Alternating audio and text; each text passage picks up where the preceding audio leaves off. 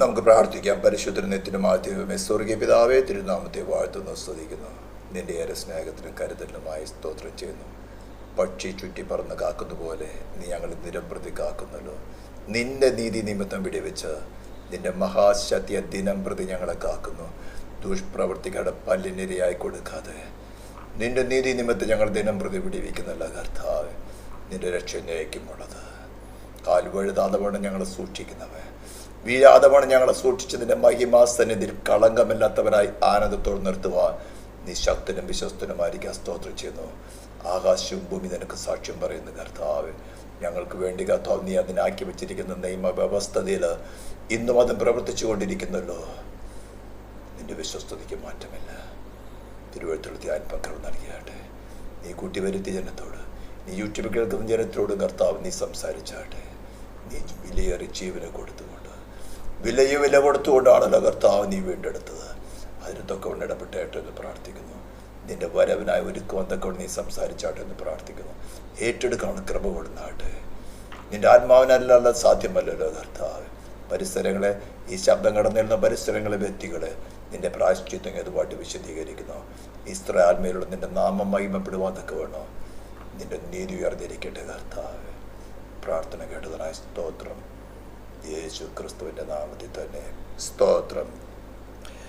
ദൈവനാമം മഹത്വപ്പെടുമാറാകട്ടെ. വീണ്ടും വരുന്നവനായ നമ്മുടെ കർത്താവായ യേശു ക്രിസ്തുവിൻ്റെ അതിശ്രേഷ്ഠമായ നാമത്തിൽ ഒരിക്കൽ കൂടി കർത്താവ് നമുക്കൊരു കൂട്ടായ്മ നൽകി. കൂട്ടായ്മ എന്ന് പറയുമ്പോൾ ഞാൻ കഴിഞ്ഞ ക്ലാസ്സിൽ പറഞ്ഞതുപോലെ സ്തോത്രം 4-5 പേര് വരുന്ന ഒരു കൂട്ടായ്മയല്ല. സ്തോത്രം. കർത്താവ് പറഞ്ഞിരിക്കുന്നത് 2-3 പേർ എൻ്റെ നാമത്തിൽ കൂടി വരുന്നിടത്തൊക്കെയും അവിടെ മധ്യത്തിൽ ഞാൻ ഉണ്ടാകുമെന്നാണ്. സ്തോത്രം. അതുകൊണ്ട് കൂട്ടായ്മയിൽ ഇപ്പോൾ സന്നിഹിതനായിരിക്കുന്ന മനുഷ്യരായ നമ്മൾ പലയിടങ്ങളായിട്ടിരിക്കുമ്പോൾ തന്നെ കർത്താവ് സർവ്വവ്യാപിയായിരിക്കാൽ ഇത് ഇവിടെ മാത്രമല്ല, ഈ ശബ്ദം എവിടെയെല്ലാം കടന്നു ചെല്ലുന്നു. കർത്താവിൻ്റെ ഹിതപ്രകാരം ഇനി യൂട്യൂബിൽ ആരെല്ലാം കേൾക്കുന്നു, കർത്താവിൻ്റെ മഹത്മയിൽ പറഞ്ഞിരിക്കുന്നത് അവൻ സർവ്വവ്യാപിയാണെന്ന്. ഞാനോ ലോകാവസാനത്തോളം എല്ലാ നാളും നിങ്ങളോട് കൂടിയിരിക്കും.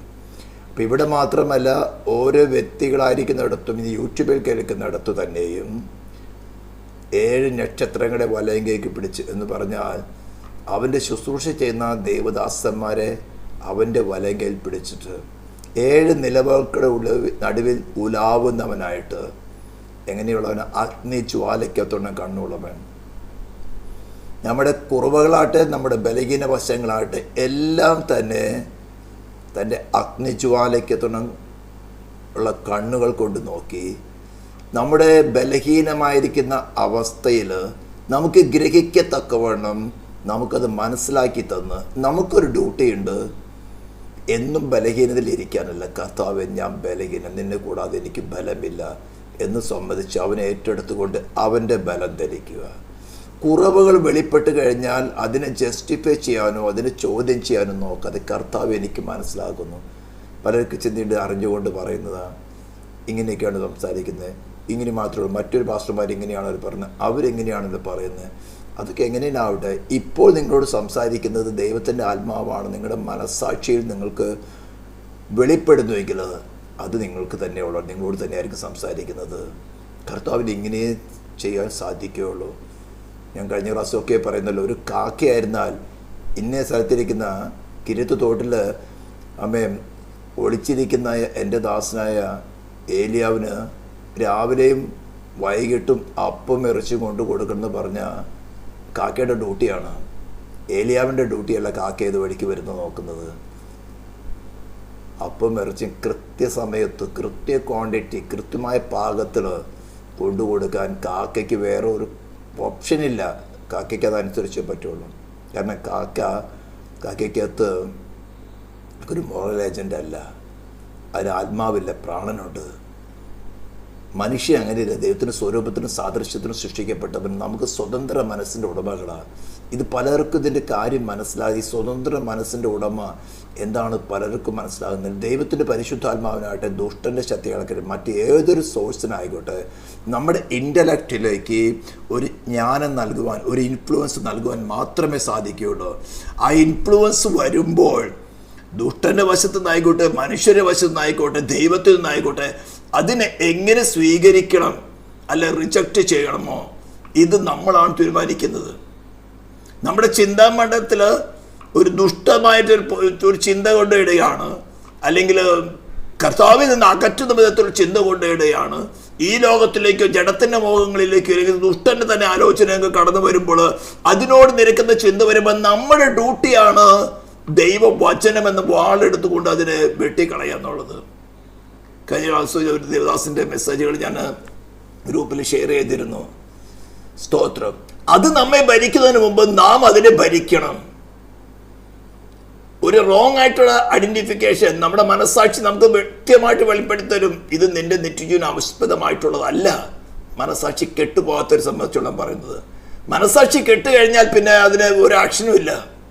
അങ്ങനെ കുറിച്ചുള്ള മനുഷ്യനെ പറഞ്ഞിരിക്കുന്നത്, മാനത്തോടിരിക്കുന്ന മനുഷ്യൻ വിവേകഹീനനായി തീർന്നാൽ, വിവേകം എന്ന് പറഞ്ഞാൽ മനുഷ്യാക്ഷി പറയുന്ന മറ്റൊരു പേരാണ് വിവേകം. വിവേകഹീനനായി തീർന്നാൽ നശിച്ചു പോകുന്ന മൃഗത്തിനു തുല്യനെന്നാണ് പറഞ്ഞിരിക്കുന്നത്. 49-ാം സംഗീതത്തിൽ ലാസ്റ്റ് വാക്യം.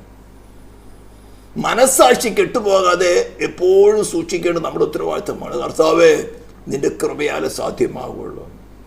അപ്പോൾ നമുക്ക് ജയിക്കണമെങ്കിൽ നമ്മുടെ ഇന്റലക്റ്റിലേക്ക് വരുന്നതായിട്ടുള്ള നോളജ്, അത് ഏത് സോഴ്സിൽ നിന്ന് വരുന്നു നമുക്കതിന് നിയന്ത്രണമില്ല. വന്നു കഴിയുമ്പോൾ നമുക്ക് വ്യക്തമായിട്ട് മനസ്സിലാകും.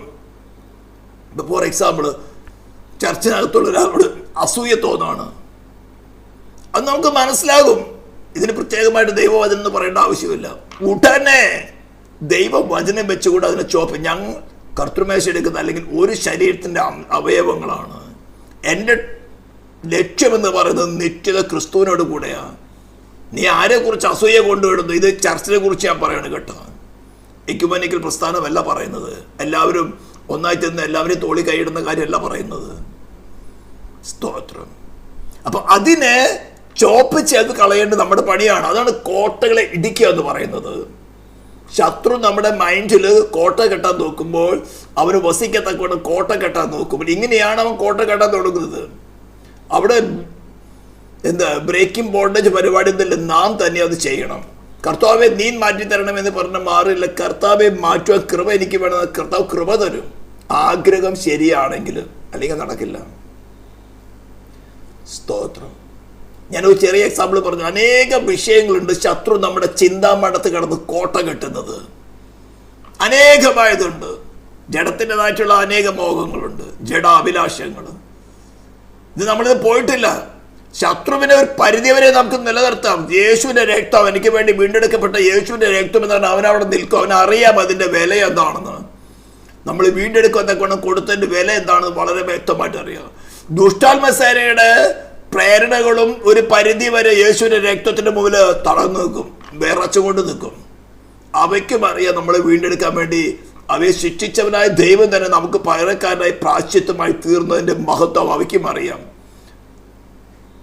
പക്ഷേ നമ്മളിലുള്ള ഈ ജഡത്തിന്റെ സ്വഭാവങ്ങളുണ്ടല്ലോ, നമ്മൾ തന്നെ കൊണ്ടു നടക്കുന്ന ചീഞ്ഞളിഞ്ഞ സ്വഭാവങ്ങൾ, ഇതിനെ ജയിക്കാൻ ഏറ്റവും വലിയ ബുദ്ധിമുട്ട്. അതുകൊണ്ട് അതൊക്കെ വരുന്ന സമയത്ത് അപ്പോൾ തന്നെ കർത്താവ് ഈ സാധനം ഇതിന് ക്രൂശിച്ചിടാനേ പറ്റുള്ളൂ. അതിനാണ് പറഞ്ഞത്, ക്രിസ്തു യേശുവിനുള്ളവർ ജഡത്തെ അതിൻ്റെ രാഗമോഹങ്ങളോടുകൂടെ ക്രൂശിക്കുക. അതവിടെ കിടക്കട്ടെ. ക്രൂശ് എന്ന് പറഞ്ഞ് ഞാൻ കഴിഞ്ഞ ദിവസം ഒരു മീറ്റിംഗ് പറയുന്നത്, ക്രൂശ് എന്ന് പറഞ്ഞാൽ that instrument is to kill അല്ലേ. ക്രൂശ് എന്ന ഇൻസ്ട്രുമെന്റ് റോമൻ പൗരന്മാരെ സംബന്ധിച്ചിടത്തോളം, അല്ലെങ്കിൽ റോമൻ ഭരണകൂടത്തെ സംബന്ധിച്ചിടത്തോളം തെറ്റ് ചെയ്ത വ്യക്തികളെ കൊല്ലുവാനുള്ളതാണ്. അതേപോലെ നമ്മളെ ജഡസ്വഭാവങ്ങൾ, ദൈവഗീതത്തിന് വിരുദ്ധമായിട്ടുള്ള ജഡസ്വഭാവങ്ങളെ കൊല്ലുവാനുള്ളതാണ് ഈ ക്രൂശ് എടുക്കുക എന്ന് പറയുന്നത്. ഇന്നും എല്ലാവരും ക്രൂശ് മാറ്റിവെക്കുന്ന ഉപദേശമാണ് കൊണ്ടുവരുന്നത്. ക്രൂശ് എടുക്കുക. ക്രൂശ് എന്തിനാ? എന്നിൽ ദൈവഗീതത്തിന് എതിരായി വരുന്ന, അതാണ് പൗലോസ് 2 Corinthians 10:5 പറഞ്ഞിരിക്കുന്നത്. സങ്കല്പങ്ങളും ദൈവത്തിന്റെ പരിജ്ഞാനത്തിനെതിരായി പോകുന്ന എല്ലാ ഉയർച്ചകളെയും ക്രിസ്തുവിനോടുള്ള അനുസരണത്തിന് വേണ്ടി പിടിച്ചടക്കുക. നാം തന്നെ പിടിച്ചടക്കണം. സ്തോത്രം. അങ്ങനെ കോട്ടകൾ നമ്മൾ ശത്രു കെട്ടുവാൻ നോക്കുമ്പോൾ ജഡമാർക്ക് അതിന്റെ ആരംഭം തുടങ്ങുന്നത്. അതിന്റെ ഇൻഫ്ലുവൻസ് നമ്മുടെ മൈൻഡിൽ വരുമ്പോൾ നമുക്കറിയാം, വ്യക്തമായിട്ട് അറിയാം. അത് അധികം നാൾ വെച്ചുകൊണ്ടിരുന്ന അവിടെ പാറ പോലെ ഉറയ്ക്കും, പിന്നെ ഇടിച്ച് കളയാൻ ബുദ്ധിമുട്ടാണ്. പിന്നെയും കർത്താവ് സ്നേഹിക്കുന്നതുകൊണ്ട് ഇതുപോലെ വചനമായിട്ടാണ് വിട്ടിരിക്കുന്നത്. സ്തോത്രം. ഞാൻ ചെറിയൊരു ഇൻട്രൊഡക്ഷൻ പറഞ്ഞതേ ഉള്ളൂ.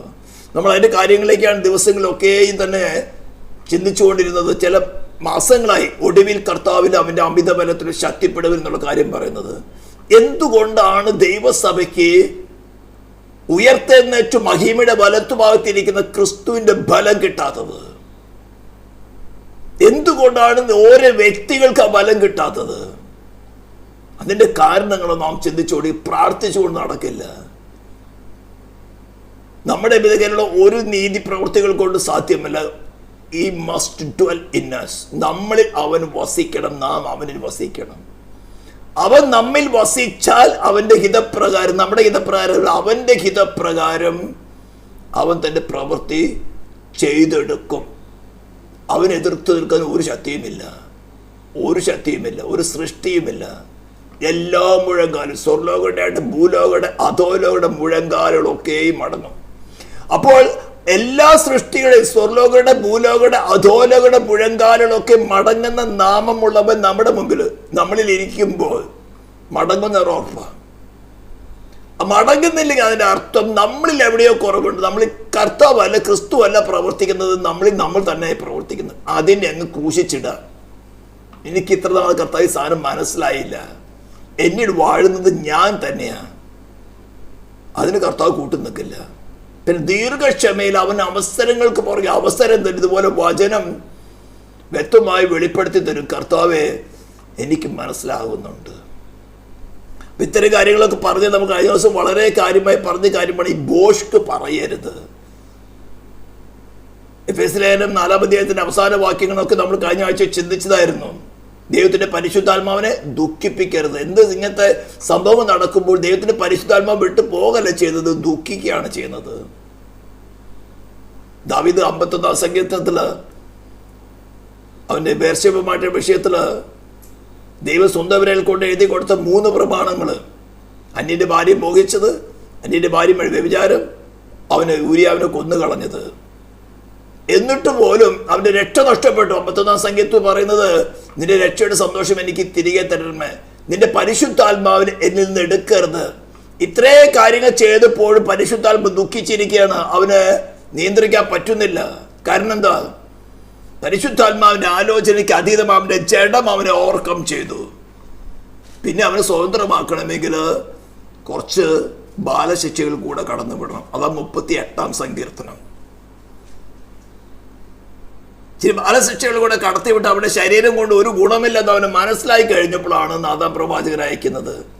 ഇതേപോലെ ദൈവം മക്കളുടെ ഇടയിലും ഈ ജഡത്തിന്റെ പ്രവൃത്തി കുറച്ച് ഉയർന്നു വന്നാൽ ദൈവം ചില സമയത്ത് ബാലശിക്ഷ അയക്കും. സ്നേഹിക്കുന്നത് മക്കൾക്കുള്ള പരിപാടിയെ കേട്ടോ, അന്യന്മാർക്കുള്ളതല്ല. ഇത്രയും വചനങ്ങൾ കർത്താവിലും അവന്റെ അമിത ബലത്തിന് ശക്തിപ്പെടാൻ പറ്റാത്തതിന്റെ കാരണം ഇത്രയും വചനങ്ങളിൽ കൂടെ പറഞ്ഞു തന്നിട്ടും ആ ബലം കിട്ടുന്നില്ലെങ്കിൽ അർത്ഥം ഒന്നിനും വിശ്വസിക്കുന്നില്ല. കർത്താവിൽ ആശ്രയിക്കുന്നതിന് പകരം ഞാൻ എന്നിൽ തന്നെ ആശ്രയിക്കുകയാണ്, എൻ്റെ ബുദ്ധിയിൽ, എൻ്റെ കഴിവുകളിൽ ആശ്രയിക്കുകയാണ്. എൻ്റെ ബുദ്ധി അവന് ആവശ്യമാണ്, എൻ്റെ കഴിവുകൾ ആവശ്യമാണ്, വേണ്ടെന്നല്ല, അതിനെടുത്തുകൊണ്ട് തന്നെയാണ് അവൻ പ്രവർത്തിക്കുന്നത്. സ്തോത്രം. നമുക്ക് നമ്മുടെ സ്വഭാവങ്ങളെ അക്നോളജ് ചെയ്യാൻ പറ്റുന്നില്ല. ഇന്ന് കുറച്ചുകൂടി വരുമ്പോൾ കൊളോസ്യ ലേഖനത്തിൽ ചില കാര്യങ്ങളാണെന്ന് പറയാനുള്ളത്. ചാപ്റ്റർ 3 വേഴ്സ് 10-11 വരെ നമ്മൾ ചിന്തിച്ചു. ഇന്ന് 12 തുടങ്ങി 15 വരെയുള്ള വാക്യങ്ങൾ ചിന്തിക്കണമെന്ന് ആഗ്രഹിക്കുന്നത്. എന്തുകൊണ്ടാണ് ഒടുവിൽ കർത്താവിനും അവൻ്റെ അമിത ബലത്തിൽ ശക്തിപ്പെടാൻ പറ്റാത്തത്? അത് പറഞ്ഞിട്ട് എഫെസ്യ ലേഖനത്തിൽ പറയുന്നത് എന്താണ് അറിയാമോ? നമുക്ക് പോരാട്ടമുള്ള ജഡരക്തങ്ങളോടല്ല, വാഴ്ചകളോട്, അധികാരങ്ങളോട്, ഈ ലോകത്തിന്റെ അന്ധകാരത്തിന്റെ അധിപതികളോട്, സ്വർലോക ദുഷ്ടാത്മസേനയോട് നാം റെസ്ലിംഗ് ചെയ്ത്, മല്ലയുദ്ധം ചെയ്ത് അവയെ നമ്മുടെ കാൽ കീഴെ കൊണ്ടുവരണം. ഇതാണ് ദൈവസഭയുടെ ഓരോ വ്യക്തികളുടെ ഡ്യൂട്ടി. ഇങ്ങനെ നിൽക്കുമ്പോൾ ഇതിന് നേരെ ഓപ്പോസിറ്റാണ് ഈ ലോകത്തിലുള്ള സമ്പത്തും കാര്യങ്ങളും, ഈ ലോകത്തിലുള്ള സുഖ സൗകര്യങ്ങളും അല്ലെങ്കിൽ ആശ്വാസകരമായ ജീവിതം പ്രസംഗിച്ചുകൊണ്ട് ദൈവസഭയെ അങ്ങ് ഡിഫൈലാക്കി കളഞ്ഞിരിക്കുകയാണ്. അതിൻ്റെ ഇടയിലും കർത്താവ് പറഞ്ഞിരിക്കുന്നത്, ഞാൻ എൻ്റെ സഭയെ പണിയും, പാതാള ഗോപുരം അതിനെ ജയിക്കയില്ല. കർത്താവിന് പ്രസാദമുള്ളവരെ കർത്താവ് ജനിപ്പിച്ചതിനെ താൻ പണിയും, അതിന് മാറ്റമില്ല.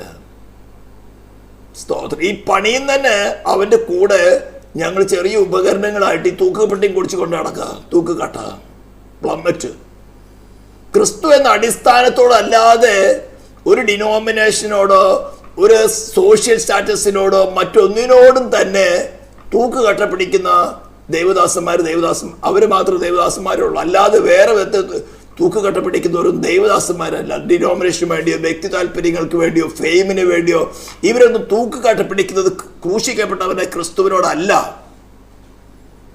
അങ്ങനെ തൂക്കുകെട്ട് മാറ്റിപ്പിടിച്ച് എൻ്റെ രക്ഷകളെ ഞാനും തയ്യാറല്ല. അതുകൊണ്ട് നമുക്ക് സാവകാശം ഈ തൂക്കുകെട്ട് പിടിക്കുമ്പോൾ ചിലപ്പോൾ എന്താണ് കട്ട വയ്ക്കുമ്പോൾ എടുത്ത് വയ്ക്കുമ്പോൾ അല്പം ഒന്ന് മാറ്റ്. അല്പം ഈ ഒരു കുറവ് നിന്നെ കർത്താവിന് നെല്ലിൽ പ്രവർത്തിക്കാൻ തടസ്സമാകുന്നു. അതുകൊണ്ട് ഇതൊന്ന് ചെത്തിക്കളയാം. ഇവിടെ നിങ്ങൾ പണിയുമ്പോൾ കണ്ടിട്ടില്ലേ, ഓരോ ബ്രിക്ക് വയ്ക്കുമ്പോഴും അതിനെ അലൈൻ ചെയ്യും. ഈ അലൈൻ ചെയ്യാനാണ് ബുദ്ധിമുട്ട്. സ്തോത്രം. അലൈൻ ചെയ്യാൻ പറ്റുന്നപ്പോൾ അതിൻ്റെ മോർട്ടാർ വെച്ചിട്ട് സിമെൻ്റ് ആയതുള്ള മോർട്ടാർ വെച്ചിട്ട് അത് സെറ്റാകുന്നതിന് മുമ്പേ മാത്രമേ അലൈൻ ചെയ്യാൻ പറ്റുള്ളൂ. സെറ്റായി കഴിഞ്ഞ് ഇടിച്ച് പൊളിക്കണം. പണിത് മൊത്തം ഇടിച്ച് പൊളിച്ചിട്ടേ പറ്റുള്ളൂ. ഇതുപോലെ പല വിശ്വാസികളും തെറ്റായ ആശ്രയങ്ങളിൽ ആശ്രയിച്ചിട്ട് അതിനെ മുറുകെ പിടിക്കുക. അതിന് വചനം കോട്ട് ചെയ്യാൻ പറ്റും. വചനങ്ങൾ തന്നെ നേരെ എടുത്ത് കോട്ട് ചെയ്യാം, നേരെ ഓപ്പോസിറ്റ്.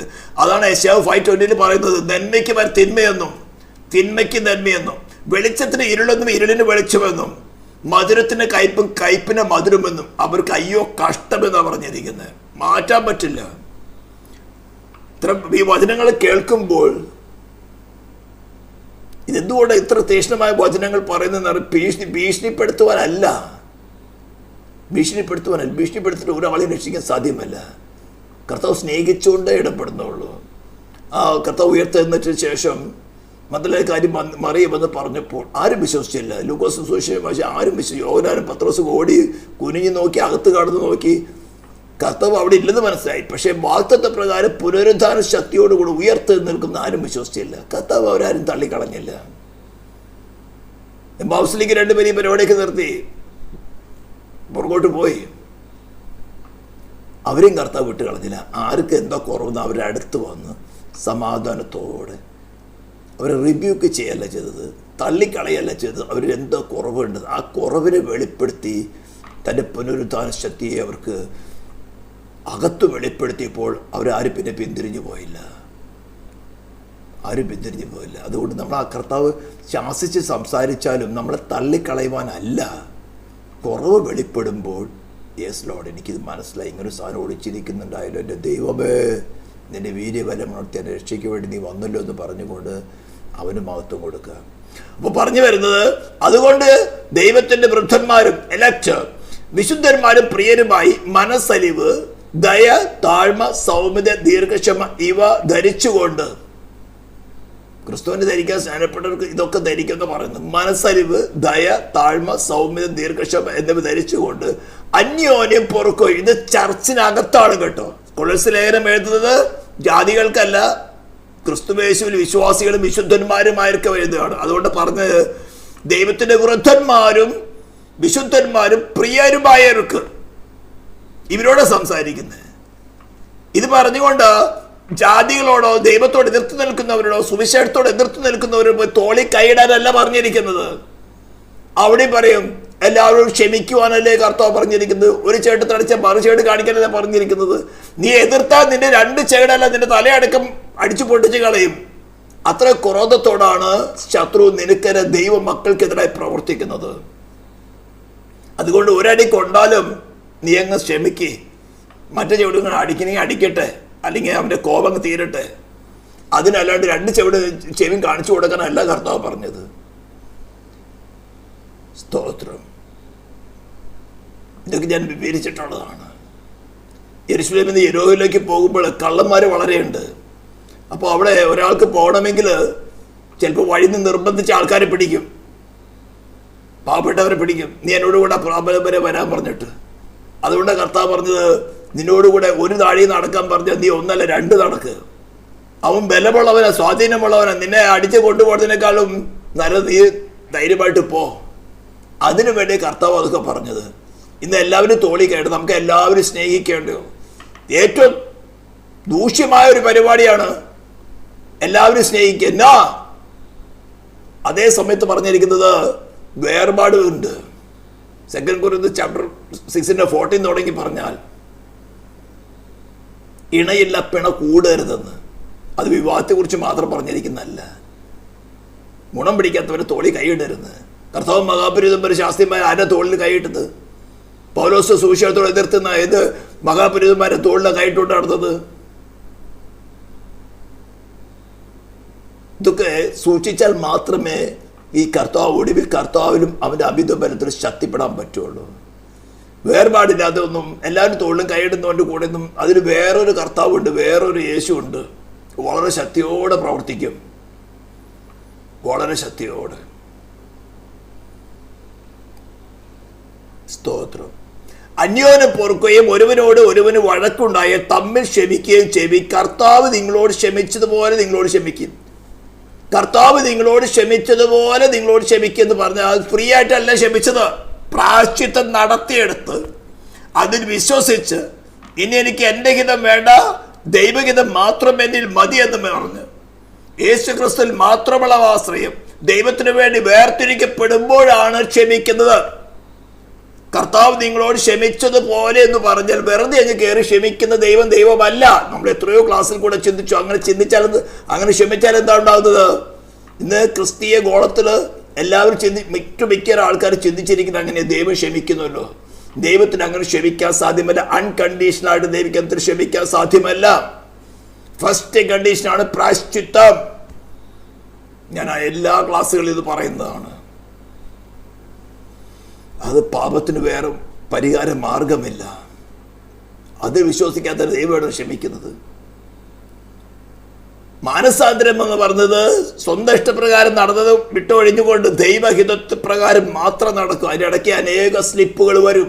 അവിടെയാണ് കൃപയുടെ മഹത്വം കാണുന്നത്. അവൻ കരം പിടിച്ച് നിർത്തും. നമ്മുടെ കഴിവല്ല, ക്രിസ്തു യേശുവിൽ മാത്രമുള്ള ആശ്രയം അല്ലെങ്കിൽ വിശ്വാസം. ഇങ്ങനെ കാര്യങ്ങളൊക്കെ വരുമ്പോഴാണ് ദൈവത്തിന് വേണ്ടി വേർതിരിക്കപ്പെടാൻ സാധിക്കുന്നത്. അപ്പോഴാണ് ക്ഷമ കിട്ടുന്നത്. അല്ലാതെ വെറുതെ കയറി ക്ഷമിച്ചാൽ ആ ദൈവമല്ല. അവൻ്റെ രാജ്യത്തിൽ ഇമ്പ്യൂണിറ്റി കടന്നു വരും. തെറ്റ് ചെയ്താലും ദൈവം ക്ഷമിക്കുമല്ലോ എന്ന ചിന്ത കടന്നു വന്ന് ഇന്ന് ക്രിസ്തീയ ഗോളത്തിൽ എല്ലാ തെമ്മാടിത്തരം കടന്നു വന്ന്. സ്തോത്രം. എല്ലാറ്റിനും മീതെ സമ്പൂർണ്ണതയുടെ ബന്ധമായ സ്നേഹം ധരിപ്പിൻ. ഈ ഒരു വാക്യം മാത്രം എടുത്താൽ ദൈവം പറഞ്ഞിരിക്കുന്നത് എല്ലാത്തിനും മീതെ സമ്പൂർണ്ണയുടെ ബന്ധമായ സ്നേഹിച്ചാൽ മതി. കരിസ്മാറ്റിക്കാരും കത്തോലിക്കരും കൊണ്ടു നടക്കുന്നതാണ് മതി. സ്നേഹം മതി. ഏത് സ്നേഹ? അഗാപ്പയില്ല, അല്ലെങ്കിൽ ദൈവസ്നേഹം എന്ന് പറഞ്ഞാൽ ഡിസ്അണ്ടർസ്റ്റാൻഡ് ലവ് എന്ന് പറഞ്ഞാൽ നിന്റെ ശത്രുവിന് ഏത് ബെറ്റർ എന്ന് കണ്ട് നിന്റെ ജീവൻ പോലും ത്യാഗം ചെയ്യേണ്ടി വന്നാൽ അത് ചെയ്തു കൊടുക്കുന്നതാണ് ദൈവസ്നേഹം. ഡിസ്അണ്ടർസ്റ്റാൻഡ് ലവ് എന്ന് പറയുന്നത് ഈ ദൈവസഭയോടുള്ളതാണ്. ദൈവസഭയ്ക്കുള്ളിലുള്ള കാര്യത്തിലാണ് പറയുന്നത്. എല്ലാറ്റിനും ഇത് സമ്പൂർണ്ണതയുടെ ബന്ധമായ സ്നേഹം ധരിപ്പിൻ. ഏതൊരു ഉയർച്ച എൻ്റെ തലമണ്ടയ്ക്ക് കയറി വന്നാലും ഞാൻ തന്നെ അതിനെ സ്റ്റോപ്പ് ചെയ്യണം. ഓപ്പോസിറ്റ് പാർട്ടി ആരോടോ വിഷമം വരുന്നത് അവൻ തെറ്റ് അവൻ്റെ പക്ഷം തന്നെ ആയിരിക്കാം. ഇതാണ് കർത്താവ് നമ്മളെ പറഞ്ഞ് ക്ഷമിച്ചതുപോലെ എന്ന് പറയുന്നത്. തെറ്റുകാരൻ നമ്മൾ തന്നെയാണ്, ദൈവമല്ല തെറ്റുകാരൻ. നാം തന്നെയാണ് തെറ്റുകാരൻ. ദൈവത്തിന് നീതി നടത്തിയേ പറ്റുള്ളൂ, ശിക്ഷിച്ച് നടത്തിയേ പറ്റുള്ളൂ. അങ്ങനെ ഒരു കണ്ടീഷൻ, മാറ്റാൻ പറ്റാത്തൊരു കണ്ടീഷൻ നിൽക്കുമ്പോഴാണ് ദൈവം തന്നെ നമ്മെ പോലുള്ള ശരീരം പ്രാണൻ ആത്മാവ് എടുത്തുകൊണ്ട് നമുക്ക് പകരക്കാരനായി ശിക്ഷയേറ്റ് നമുക്ക് സ്വാതന്ത്ര്യം എന്ന് പറയാണ്. വിശ്വസിച്ചാൽ നിനക്ക് സൗജന്യമായി നീതീകരിക്കപ്പെടാം. ഇതാ ക്ഷമിക്കുന്ന രീതി. ചർച്ചിനകത്തുള്ള എന്തെല്ലാം വിഷയം വന്നാലും നീ ക്രിസ്തുവിൽ തികഞ്ഞുകൊണ്ടിരിക്കുന്നവനാണോ? സമ്പൂർണ്ണതയുടെ ബന്ധമായ സ്നേഹം ധരിക്കാൻ പറ്റുന്നില്ലെങ്കിൽ എൻ്റെ അർത്ഥം something wrong. You are not in the track. നിന്നെ ഭരിക്കുന്നത് നീ തന്നെയാണ്, ക്രിസ്തുവല്ല.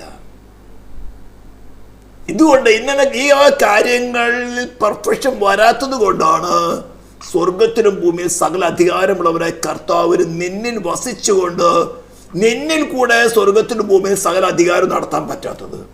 ഇന്നും ഈ പ്രവൃത്തി ഉണ്ട്. കർത്താവ് മധ്യാകാശത്ത് വരുവോളം അവനിൽ ആശ്രയിക്കുന്നവന് ഈ പ്രവൃത്തി നടക്കും. ഞാൻ എൻ്റെ സഭയെ പണിയും, പാതാള ഗോപുരങ്ങളെ ജയിക്കുകയില്ല. ഇതെല്ലാം ആഴത്തിലുള്ള വചനമാണെങ്കിൽ അത്ര ബുദ്ധിമുട്ടുള്ള കാര്യമൊന്നല്ല.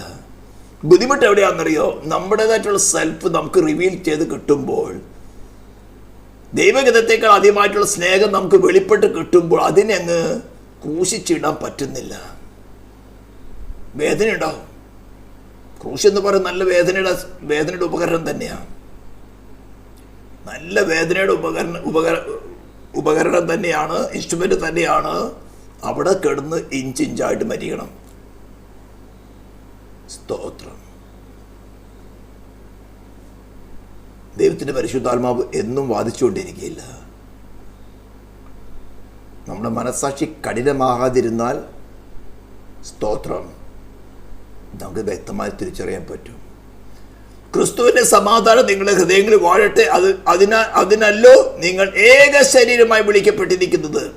അടുത്ത കാര്യം, നന്ദിയുള്ളവരായിരിക്കും. ഈ ഒരു വാക്യം മാത്രം നന്ദിയുള്ളവരായിരിക്കും എടുത്തുകൊണ്ട് വെസ്റ്റ് കൺട്രികളെല്ലാം ഇപ്പോൾ എന്താ താങ്ക്സ് ഗിവിംഗ് ഡേ ആചരിക്കുകയാണ്. താങ്ക്സ് ഗിവിംഗ് ഡേ ആചരിച്ചോടൊന്നും കർത്താവകത്ത് വസിക്കുകയില്ല. വലിയ സെലിബ്രേഷനും നല്ല ആഹാരം ഉണ്ടാക്കി വയറു നിറയെ ആഹാരം കഴിക്കാം. വചനത്തെ ഗ്രഹിക്കാൻ വലിയ ബുദ്ധിമുട്ടൊന്നുമല്ല. ഡോക്ടറേറ്റൊന്നും വേണ്ട. കർത്താവേ, നീ എന്നിന് വസിച്ചത് തിരിച്ചു താ. ഇത്രയും പറയുന്നത് എന്തിനാണെന്നറിയാമോ? കർത്താവിന് ഈ ശബ്ദം കേൾക്കുന്നവർ വസിച്ചുകൊണ്ട് നിന്റെ ബലഹീനതയ്ക്ക് മീതെ പ്രവർത്തിച്ച് നിന്നെ ഉയർത്തി നിർത്താൻ ആഗ്രഹിക്കുന്നുണ്ട്. വിശ്വാസികൾ തല കുനിച്ച് ജീവിക്കേണ്ടവരല്ല. സത്യനിയമത്തെ ഉയർത്തെടുത്തത് നിന്റെ ഭക്തന്മാർക്ക് ഒരു കൊടി നൽകിയിരിക്കുന്നത്. കർത്താവ് വരുമ്പോൾ നമ്മൾ തടി മുനിച്ചുകൊണ്ടല്ല നിൽക്കുന്നത്, ജയത്തിന്റെ കൊടികളുമായിട്ടാണ് അവനെ വരവേറ്റുന്നത്. സ്തോത്രം. കൊടികളോടുകൂടിയ സൈന്യം എന്ന ഉത്തമഗീതത്തിൽ പറഞ്ഞിരിക്കുന്നത്. ഹല്ലേലൂയ. ഇന്ന് പരാജയത്തിന്റെ കൊടികളും കൊണ്ട് നടക്കുക. കൊടിയില്ല, കൊടിയും പോയി, വഴിയും പോയി, എല്ലാം പോയി. ലോകമായിട്ട് നിരന്ന് അവര് സ്തുതി പാടിക്കൊണ്ടിരിക്കുക. നമുക്ക് പോരാട്ടമുള്ളത് ജഡരക്തങ്ങളോടല്ല, വാഴ്ചകളോട്, അധികാരങ്ങളോട്, ഈ ലോകത്തിന്റെ അന്ധകാരത്തിന് അധിപതികൾ, അതാണ് ഭരണകൂടങ്ങളിൽ പ്രവർത്തിക്കുന്നത്. അവരുമായിട്ടൊക്കെ കോംപ്രമൈസ് ചെയ്ത് യുദ്ധമില്ലല്ലോ, പോരാട്ടമില്ലല്ലോ. അതല്ല യഥാർത്ഥ മാർഗം. അവയെ കാൽക്കീഴ് കൊണ്ട് നാം വേണം ഭരണാധികാരികളെ മാറ്റുക. വോട്ട് ചെയ്തിട്ടല്ല. തൃശ്ശൂർ തുടങ്ങി തിരുവനന്തപുരം വരെ ഇനി കേരളം ഭരിക്കുന്നത് ഒരു പ്രമുഖം വിളിച്ച് പറയുന്നുണ്ടായിരുന്നു. വോട്ട് ചെയ്തല്ല, നീയാണ് നിയമിക്കേണ്ടത്. നിന്റെ അധികാരം, അതാണ് സ്വർഗത്തിലും ഭൂമിയിലും സകല അധികാരം എന്ന് പറയുന്നത്. ദൈവസഭയെ നീ എന്ന വ്യക്തി ക്രിസ്തുവിലാണെങ്കിലും നീയാണ് ഭരണാധികാരം മാറ്റുന്നതും വയ്ക്കുന്നതും. നീ ആയിരിക്കുന്ന ദേശത്ത് മാത്രമല്ല, ലോകത്തിൽ എവിടെയാണെങ്കിൽ തന്നെയും. അതാ സ്വർഗത്തിലും ഭൂമിയിലുള്ള എന്തിനേയും എന്ത് ചെയ്യാമെന്നുള്ള അധികാരം. അതാണ് സ്വർഗത്തിലും ഭൂമിയിലുള്ള സകല അധികാരം എന്ന വാക്കിന്റെ ഡെഫിനിഷൻ. ഇതാണ് ഒടുവിൽ കർത്താവിലും അവന്റെ അമിത ബലത്തിലും ശക്തിപ്പെടുമെന്ന് പറയുന്നത്. ഇനി ഇത്രയും കാര്യങ്ങളൊക്കെ ജനറലായിട്ട് പറഞ്ഞു കഴിഞ്ഞാൽ, ഇനി ചാപ്റ്റർ 5 എഫേസ്യൻസ് തുടങ്ങുന്നതും കൊളോസ്യ ലേഖനത്തിൽ തുടർന്നുള്ള വാക്യങ്ങളൊക്കെ പേഴ്സണൽ റിലേഷനാണ്. Within the family and within the society. അത് ഓരോരുത്തർക്കും വായിച്ചാൽ മനസ്സിലാക്കാവുന്നേ ഉള്ളൂ. പക്ഷേ നമ്മളിലുള്ളതായിട്ടുള്ള ഈ ജഡത്തെ പൊക്കിക്കൊണ്ടിരുമ്പോൾ ചിലപ്പോൾ ദൈവം ഫാമിലിക്ക് അകത്ത് തന്നെ, സൊസൈറ്റിക്ക് അകത്ത് തന്നെ, ഭരണകൂടത്തിനകത്ത് തന്നെ പ്രതികൂല സാഹചര്യം അനുവദിക്കും. അപ്പോൾ അറിയാം നാം ക്രിസ്തുവിലാണോ അല്ലേ എന്നുള്ളത്. എന്തുകൊണ്ടാണ് കർത്താവിന് എന്നിന് വസിക്കാൻ പറ്റാത്തത് ഇപ്പം മനസ്സിലാകും. അത് മനസ്സിലാകുമ്പോൾ കർത്താവ് ഇതെൻ്റെ കുറവാണ് എന്നങ്ങ് അക്നോളജ് ചെയ്താൽ മതി. എൻ്റെ കർത്താവിന് വസിക്കാൻ ഇടം കൊടുക്കുക. പ്രശ്നം അവിടെ ഒഴിയും. നമുക്ക് പഴയ നിയമത്തിൽ അനേക ഉദാഹരണങ്ങൾ എടുക്കാം. ഹിസ്കിയാവിൻ്റെ ഭരണകാലത്ത്, സ്തോത്രം, അസ്രിയൻസ് വന്ന് മതിൽ പാർക്കുന്നതിൻ്റെ മതിലിൻ്റെ ചുറ്റുപാട് നിന്ന് ദൂഷണങ്ങൾ വിളിച്ചു പറഞ്ഞു. മതിലിൽ പാർക്കുന്നവർ പറഞ്ഞു, അവൻ പറയുന്നതിന് ഒന്നും എതിർത്ത് പറയരുത്. അസുര വല്ലാത്ത ഭീഷണികൾ മുഴക്കി. മറ്റു രാജ്യങ്ങളിലെ ദേവന്മാരെയൊക്കെ ഞങ്ങൾ ഇന്ന ചെയ്ത് അവർക്കൊന്നും എൻ്റെ ദേവൻ്റെ കയ്യിൽ പിടിവിക്കാൻ സാധിച്ചില്ല, അങ്ങനെയാണെന്ന് വല്ലാത്ത വീൺ മുഴക്കി. അവസാനം കൊണ്ട് യെരുശലേമിൽ ദൈവത്തിനെതിരായിട്ടും അവൻ ദൂഷണം പറയാൻ തുടങ്ങി. അവിടെ അവൻ്റെ വാള് വീഴുക. യെശയ്യാവിൻ്റെ അടുത്തൊന്ന് പ്രവാചകനായിരുന്നു യെശയ്യാവിൻ്റെ അടുത്ത് ആളയച്ചുകൊണ്ട് യഹോവയോട് നിലവിളിച്ചു. അവിടെ ഗർഭിച്ചു വന്ന അശ്ശൂരിനെ ദൈവം പിന്മാറിക്ക്. പുറകോട്ട് മാറ്റി അവൻ്റെ ദേവന്റെ ക്ഷേത്രത്തിൽ നിന്ന് കൊണ്ടുപോയി അവൻ്റെ ഉദരത്തിൽ നിന്ന് ജനിച്ചവരെ കൊണ്ട് തന്നെ അവൻ്റെ ദേവന്റെ ക്ഷേത്രത്തിൽ വെച്ച് കൊന്നു കളഞ്ഞു. അവൻ മഹത്വപ്പെടുത്തി ദുഷിച്ച അവൻ്റെ ദേവനെ മഹത്വപ്പെടുത്തി ദുഷിച്ച ഇസ്രായേലിന്റെ ദൈവം ചെയ്തെന്താ? അവൻ്റെ ദേവന്റെ ക്ഷേത്രത്തിൽ തന്നെ കൊണ്ടുപോയി അവൻ്റെ ഉദരത്തിൽ ജനിച്ചവനെ കൊണ്ട് തന്നെ കൊന്നു കളഞ്ഞു. ഇന്നും നടക്കും അത്. നീ പെന്തിക്കോസുകാരാണോ, നീ വിശ്വാസിയാണോ, കർത്താവ് ഉയർത്തെഴുന്നേറ്റവനെ ക്രിസ്തുവിലാണോ നീ ആശ്രയിക്കുന്നത്, സ്വർഗത്തിന് ഭൂമി സകല അധികാരമുള്ളവനാണ് നീ ആശ്രയിക്കുന്നതെങ്കിൽ നിന്റെ കൺമുമ്പിൽ അത് തെളിയിച്ചു തരും. യെസ്, ഞാൻ സ്വർഗത്തിലും ഭൂമി സകല അധികാരമുള്ളവനാണ്. സ്വർലോകടിയും ഭൂലോകടിയും അധോലോകടിയും മുഴങ്കാലൊക്കെയും എൻ്റെ മുമ്പിൽ മടങ്ങും. നിന്റെ കഴിവല്ല, എൻ്റെ നീതി നിമിത്തം. ഇതനുഭവിക്കുന്നതാണ് വിശ്വാസ ജീവിതം. ഇതിനെക്കുറിച്ച് പഠിച്ചുകൊണ്ട് മാത്രമല്ല, വ്യക്തിപരമായി നമ്മുടെ ജീവിതത്തിൽ അനുഭവിക്കുന്നതാണ് വിശ്വാസ ജീവിതം. അത് കൃപയാൽ സാധിക്കും സാധിക്കും സാധിക്കും. ഞാൻ അനുഭവിക്കുന്നു. പ്രശ്നങ്ങളില്ലെന്നല്ല, പ്രതികൂല കാറ്റുകളില്ലെന്നല്ല, അതിൻ്റെ മുമ്പിലാണ് നമ്മുടെ തിരഞ്ഞെടുപ്പ് നടക്കുന്നത് എന്ന് മനസ്സിലാക്കിക്കൊണ്ട് പ്രതികൂലത്തെ കണ്ട് പിന്മാറിപ്പോകുവാനോ മടുക്കുവാനല്ല. Lord help me. ഈ പ്രതികൂല കാറ്റിൽ ശത്രുഘ് മേധക് അബോധനൻ്റെ അടുത്ത് ഇറങ്ങി വന്ന നീ, 4 ശിഷ്യന്മാരുടെ അടുത്ത് കടന്നു വന്ന നീ വന്നേ പറ്റുള്ളൂ. നിനക്ക് വെളിപ്പെടാൻ പറ്റാത്തവർ എന്നുള്ള കുറവിൻ്റെ മേൽ കർത്താവ് നിൻ്റെ കൃപ കൊണ്ട് കവി. പ്ലീസ് ലോർഡ്, പക്ഷെ നിൻ്റെ നാമം ദുഷിക്കപ്പെടല്ലേ. നിൻ്റെ പ്രായശ്ചിത്തം മഹത്വപ്പെടണം. ഒന്ന് പ്രാർത്ഥിച്ച് സമർപ്പിച്ച് നോക്കും. കർത്താവ് ചെയ്തെടുക്കും. അവൻ്റെ മധ്യാകാശത്തുള്ള വരവ് വരെ കൃപാസനമുള്ള കേട്ടോ. അത് കഴിഞ്ഞാൽ ന്യായാസനമാണ്. പിന്നെ കൃപാസനമല്ല, പിന്നെ ന്യായാസനമാണ്. അത് എല്ലാ വിശ്വാസികളുടെ ഹൃദയത്തിൽ ഓർമ്മയിലിരിക്കട്ടെ. നമുക്ക് പ്രാർത്ഥിക്കാൻ. പരിശുദ്ധനായ ദൈവമേ, സ്വർഗീയ പിതാവേ, അല്പ ഷാർപ്പായിട്ട് നീ സംസാരിക്കുന്നെങ്കിലും ഞങ്ങളിത് സ്നേഹിക്കുന്നതുകൊണ്ട് സംസാരിക്കുന്ന കർത്താവ്, വചന ജീവിതങ്ങൾക്ക് ജയത്തിന് കാരണമായി തരട്ടെ. നിന്നോട് സ്നേഹം വർദ്ധിക്കട്ടെ കർത്താവ്. ഞങ്ങൾ പലപ്പോഴും ജഡ സ്വഭാവവും ഞങ്ങളെ ഭരിക്കുന്നുണ്ട്. നീയോ കർത്താവെ അതിനെ ജയിച്ചവൻ. നിനക്ക് അങ്ങനെ ഇല്ലായിരുന്നല്ലോ. നീ പാപത്തെ നിർവീര്യമാക്കിയവൻ, സേറ്റാനെ ജയിച്ചവൻ, വാഴ്ചകളെ അധികാരങ്ങളെ ആയുധവർഗം വെപ്പിച്ച് ക്രൂശിൽ അവിടെ വെച്ച് ജയഘോഷം കൊണ്ടാടിയവൻ. നീ ഞങ്ങളിൽ വസിച്ച് നിൻ്റെ പ്രവൃത്തി ചെയ്തെടുക്കുമാറാണ് കർത്താവ്. ഒടുവിൽ കർത്താവിലും നിൻ്റെ അമിത ബലത്തിലും ശക്തിപ്പെടുവാൻ ശബ്ദം കേൾക്കുന്ന ഓരോ ജനത്തെയും സഹായിച്ചാട്ടെ എന്ന് പ്രാർത്ഥിക്കുന്നു. ഇസ്രായേലിനെ നിൻ്റെ നാമത്തെ ഞങ്ങൾ അനുഗ്രഹിച്ചുകൊണ്ട് പ്രാർത്ഥിക്കുന്നു. പ്രാർത്ഥന കേട്ടതിനായി സ്തോത്രം. യേശു ക്രിസ്തുവിൻ്റെ നാമത്തിൽ തന്നെ സ്തോത്രം. Thank you.